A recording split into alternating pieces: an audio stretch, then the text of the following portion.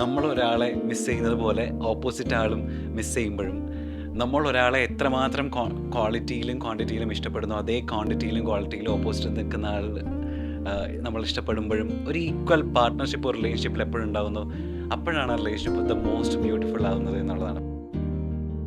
യഥാർത്ഥം നല്ല ചോദ്യങ്ങൾ ചോദിക്കും, അത്രയും നിലവാരം ഞങ്ങൾക്ക് വേണ്ടതില്ല എന്ന് എന്നോട് മുഖത്ത് നോക്കി പറഞ്ഞ ചാനൽസ് ഉണ്ട്. ഞാൻ സ്വന്തമായിട്ട് ചാനൽ തുടങ്ങി. എനിക്ക് ആ സമയത്ത് 10 പൈസ വരുമാനമില്ല, 10 പൈസ സേവിങ്സ് ഇല്ല. ഞാൻ എൻ്റെ സുഹൃത്ത് തന്ന ബലത്തിലാണ് ഞാൻ പോർട്രയൽസ് ബൈ ഗദ്ദാഫി എന്ന് പറഞ്ഞ ചാനൽ തുടങ്ങുന്നത്.